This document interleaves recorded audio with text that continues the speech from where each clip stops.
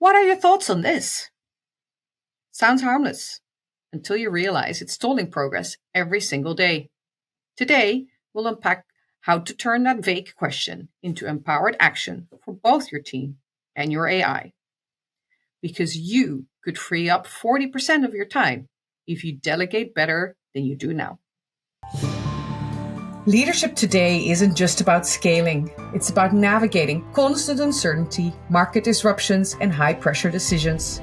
If you're dealing with chaos, bottlenecks, and relentless pressure, welcome to the Business Emergency Room. I'm glad you're tuning in this week. Welcome here. I have an amazing guest for you. His name is Atiba De Souza. He is a CEO strategist and team productivity expert.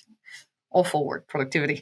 I actually had the joy of recently joining one of his sessions where he was talking about AI employees. We are definitely talking about the people dynamic side of things today. He's also a longtime football coach. So, and if you go back into how he operates in his style of working, there is a heavy emphasis on the fact that he actually brings and gives tactical strategies to people. I'm sure that's got something to do with the football. He also has a book which is called The Delegation Trap, which we're going to touch on today. So, plenty of good and rich topics. He also just told me actually that he first worked with AI in 1992. He has a background in software architecture, so definitely more stars and stripes than most when it comes to talking about AI. So I'm very happy you're here. Welcome, Atiba. Thank you. Thank you so much for having me. I'm so excited that we finally get to do this and we got tech right, and let's go. Let's have some fun. Great. All right. So I want to start with something that you talk about a lot. You always say, I don't ask my staff any questions, which of course is a bit of a controversial statement, or at least might make people's hair stand up as a statement. So can you elaborate on that? And actually, let me twist the question just a little bit, because actually I don't answer any of their questions. Oh, wow. So I didn't even get that right. But that's even more controversial. Okay? Because you don't ask and you don't answer? Well, I do ask. Okay. I do ask. We do ask. I don't answer, which is more controversial. Yeah. Okay? And we'll talk a lot about asking today too. The key here is so many of us as business owners, and you probably can relate to this. You wake up in the morning and you have a routine. And somewhere in that routine is checking some device and some platform. And on that device and on that platform is the litany of questions that have come in since the last time you looked at it when you went to sleep, from your staff asking how to do stuff or asking for input on something that you feel you should not need to be involved in. And for most of us, we spend the first 4 to 6 hours of our working day every single day answering questions. And listen, I've been there. That was me too. Okay? Absolutely, it was me. And it was a place where it was like, well, I guess this is what business is. And I even got to a place where even though I hated it, I also felt good about it, because it meant I was still needed. I was still in control. I was still being a superhero. Okay. And so it fed my ego.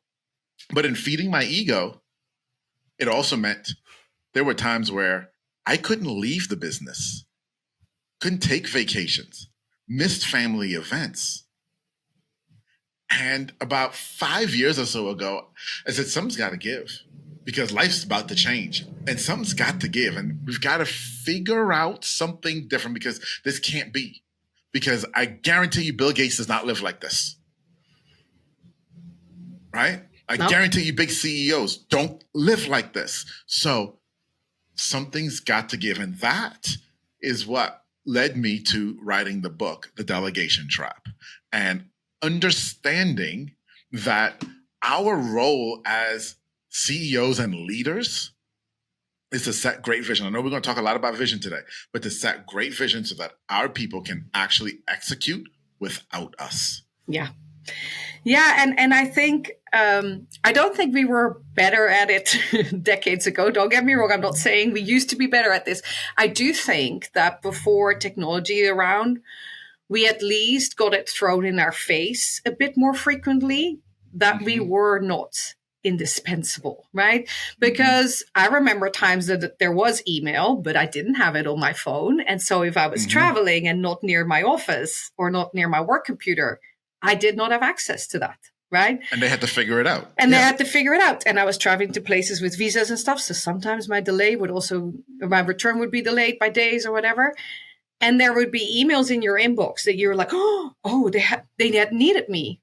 And then you go further on in your inbox and you realize it all got resolved without you there, right? Yeah. And we don't have that in our face anymore. And so we don't get reminded that it is actually possible for people to then come up with something if you're not reachable.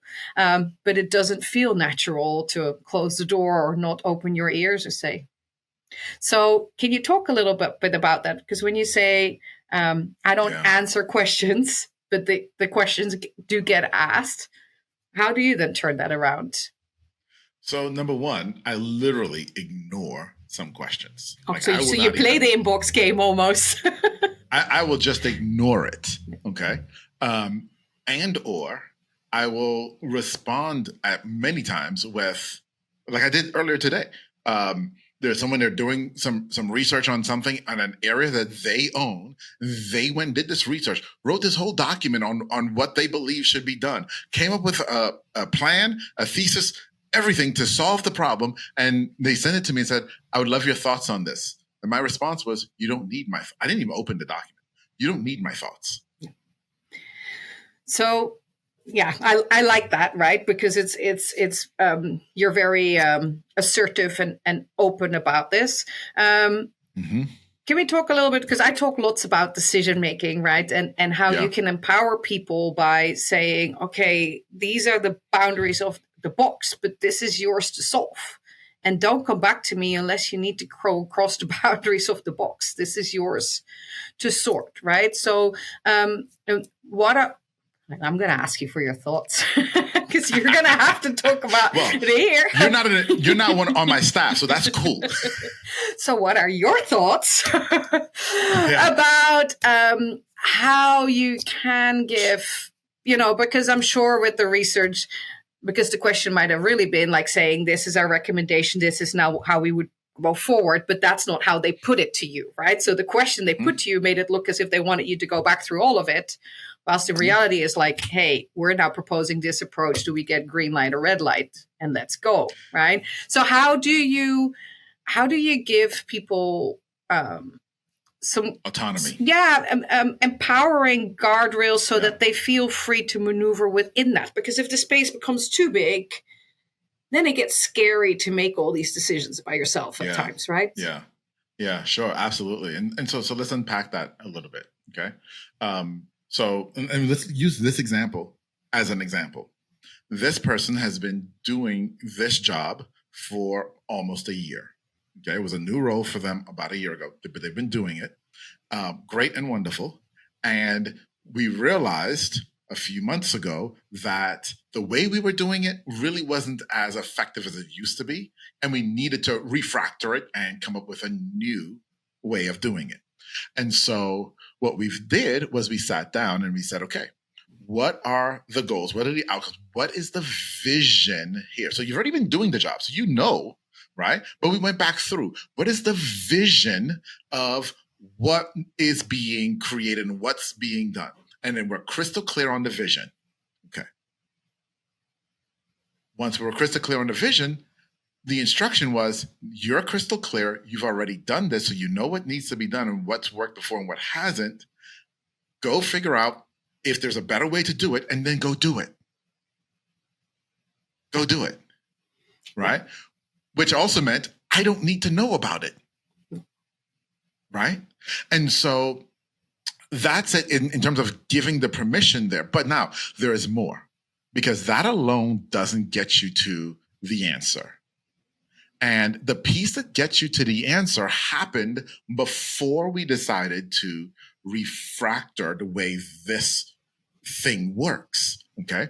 And that was, we spent time helping this individual understand how to think about what they're doing. You see, the challenge that we have as leaders very often is sometimes these words. I told you what to do. Here's the SOP. Just follow it and do it the way I said. Yeah. Well, the moment any battle plan meets the enemy, everything goes awry. And that's the same thing with SOPs, right? And so now when they're in the real world and things are going awry, they don't know what to do because there is nothing on the SOP that tells them what to do. Whereas if we take the time up front to teach them how to think, I understand the vision and I understand how to think through this. That's your parameters of your box. Yeah. Right? Yeah, very much so. And the vision typically works as a filter, right, to say what's relevant and what's not. But that then works as a focus, right? Because it says, okay, that actually would help me get closer to it, and that wouldn't. So that's why. So it facilitates the decision making process, and so the vision is part of the box, right? At times, yes. And I loved your Absolutely. example of it's about how people think. I think we all remember. Or have written reports, right? Internal reports or made presentations and then submitted them to somebody else for review. And the amount of times that you get feedback on the style. Mm-hmm. And I think to me, all of us are very sensitive to that because that is such a personal preference thing, right? And so yes. I would make it a point to say to people when I submitted my stuff, I just want some feedback or peer feedback on saying, if this is the message I want to get across to this audience, is that loud and clear? And can you follow the logic? I'm not an English native speaker. I am an engineer. I write differently than you as a lawyer or whatever. I said, you can give me 2 sentences if you think my style is too abrupt or whatever, but I'm not asking you to rewrite the report, right?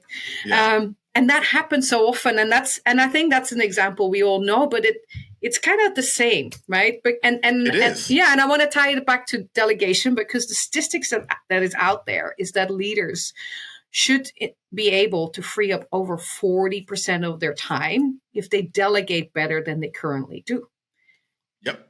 And I think style and personal preference is part of the problem. So can we talk about that a little? Yeah. Yeah, absolutely. And I love that stat, and it's so true. And I want to also just put a pin right there for everyone. Okay, think about your day. 40% of your day could be freed up. 40% of your day can be freed up. Right? Now, let's talk about style and presentation style and so on and so forth. So the thing that I loved about what you said in terms of when you give someone a report is you actually gave vision of what you were looking for. Hey, one of the worst questions to ask someone is, what do you think? Okay. What do you think? Well, if you say that to me, I'm thinking, what does he want to hear? It's just nebulous and all over the place, right? Yeah. But now, once you gave the parameter that, hey, listen, and get this, y'all, and I run a marketing agency as well. And so one of the things we're big in is audience. And you said that. My audience is this, and this is the point I want to get across. Does that match? Is what I did, does it fit? Does it flow? Okay. Now, when you're talking about style and we're looking in delegation, and yes, there's a lot of style that comes in because I'm really blunt and this employee here might be someone who needs a hug all the time. Guess what? There's style in that, right? That's part of the reason why I wrote the book. And one of the beautiful things that the method that I teach in this book, the case method, actually helps you overcome. Because style also gets back to how they think. It affects how I think. Okay? And how I receive. And so the case method helps bring it into a logical place where now we can communicate at the same level and respect each other's style, but have the content be the focal point.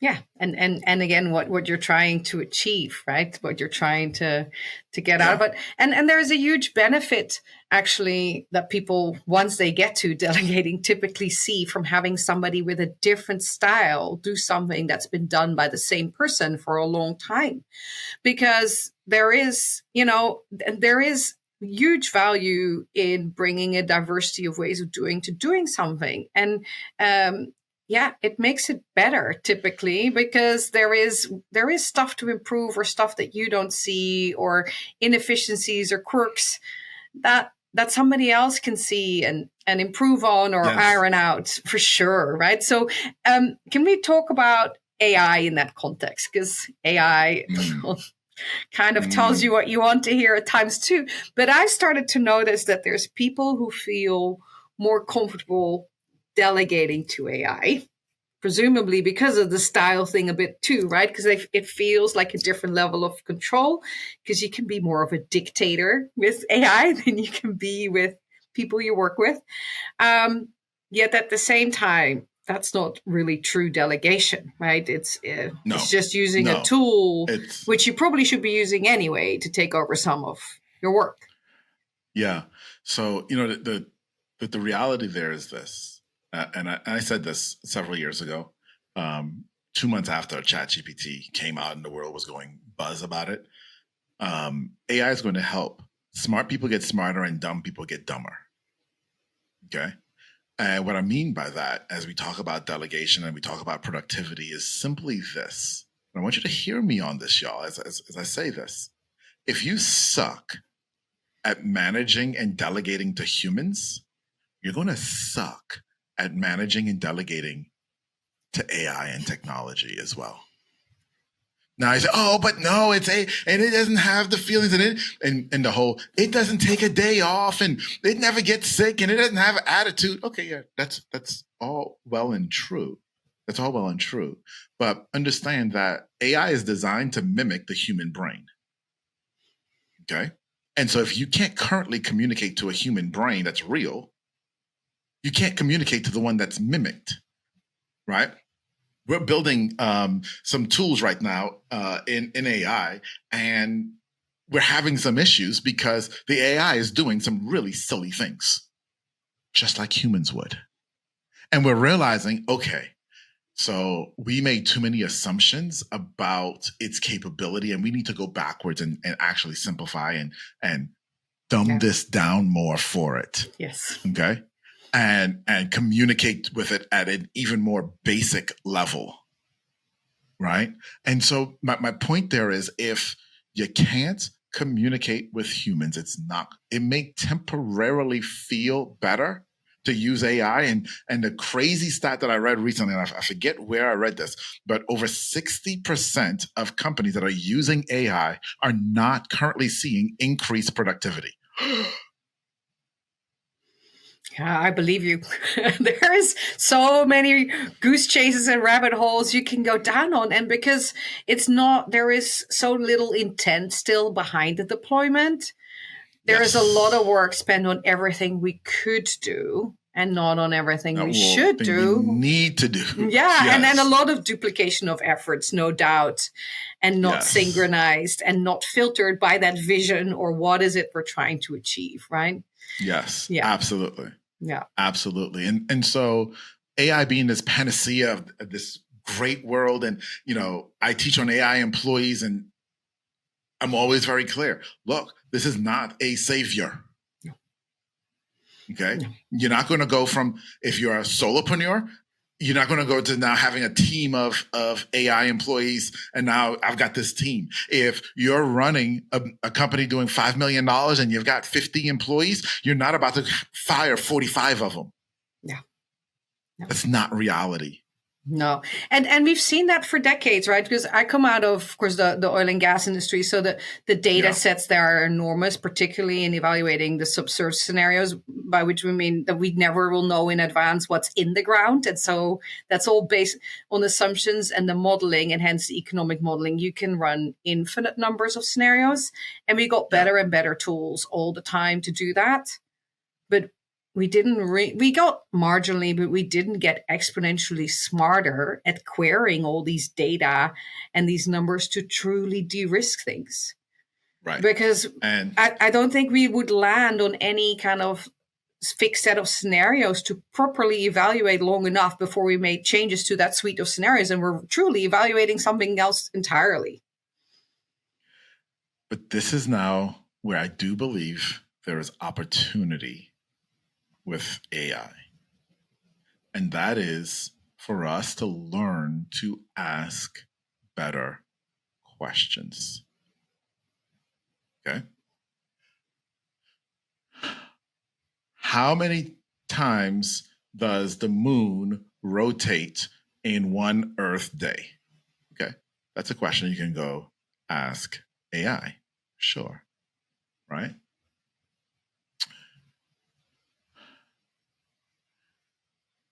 I have a high-powered telescope, and I need to take a photo for a class that I'm in college for my astronomy class of the southern crater called whatever, I'm making this up, on the moon's surface that's at the southern pole of the moon. And I need to figure out how many times a day I'm going to be able to take that picture, or when to schedule to take that picture, because I need to get 10 pictures, and I'm trying to figure out how long that's going to take. Which question gets you a better answer? One. And the thing here is, so many of us go to AI and say, how many times does the moon rotate? Right? And I hear this so often. It was funny. I was listening to someone that I actually respect in AI, and I said in that way for a reason, because it was a new thing that came out, and he was evaluating it, and his response was, I mean, it's okay. It doesn't yet get us to a place where you can just put in a dumb prompt and it can figure out what you want. I'm like, that's never the goal. No. And that's where we as humans fail too, right? And that brings us full circle to your vision again. One of the biggest things that I talk about in decision making is that we don't spend enough time in decision making, complex decision making, right? Aligning around assumptions.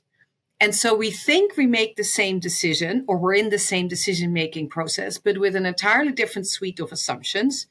And the problem is not only that we then don't make the same decision because it doesn't lead to the same actions.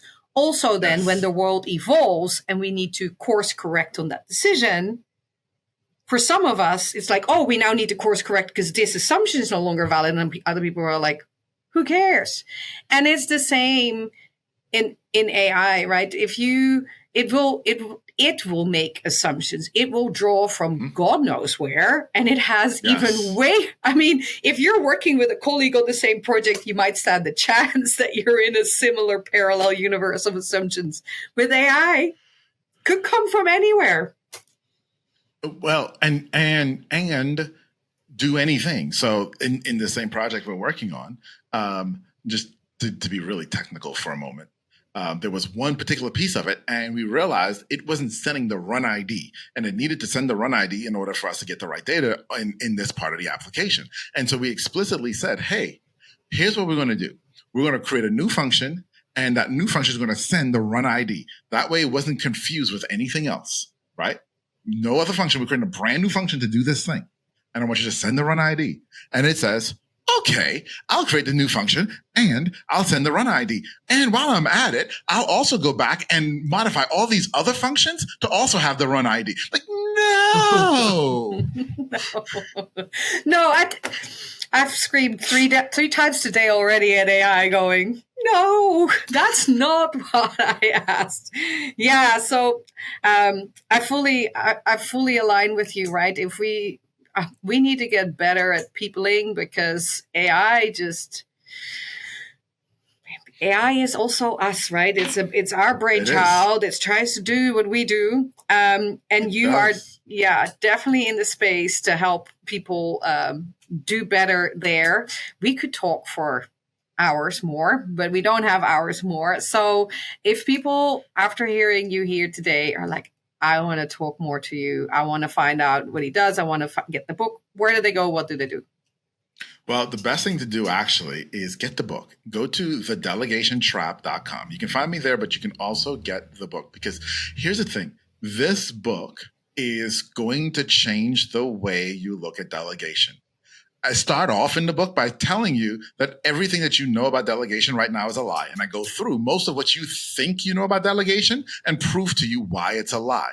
And then we rebuild what delegation actually is supposed to be and give you a framework on how to do it correctly. And oh, yeah, by the way, we talk about AI delegation too, right? Because as we've been talking about here, you got to get better with the people before you can get better with the AI. So go to thedelegationtrap.com.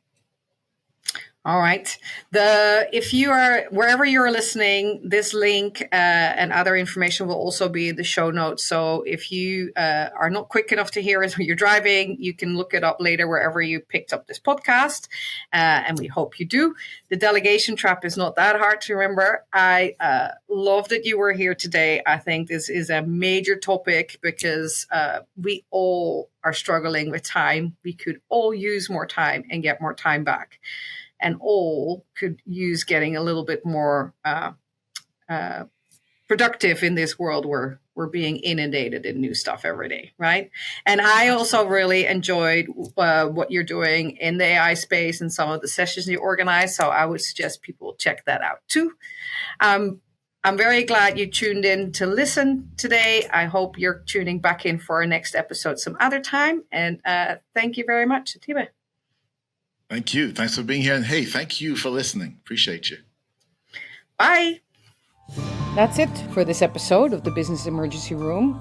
If you are currently dealing with chaos or disruption in your business, please reach out. You can email, text, or call, and I will find a way to connect with you within 24 hours. I've helped others steer out of the storm, and I know I can help you too. Talk soon. Please like, subscribe, and share.